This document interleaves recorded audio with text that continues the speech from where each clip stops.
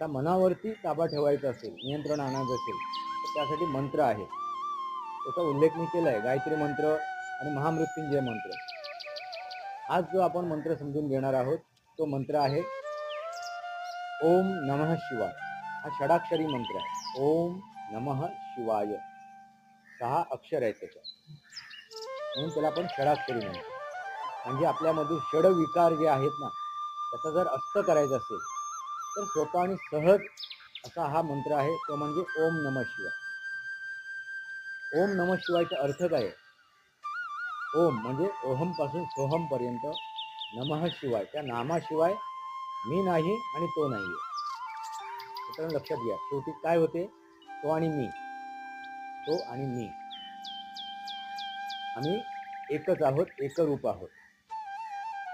ohm पासून सोहम पर्यंत आणि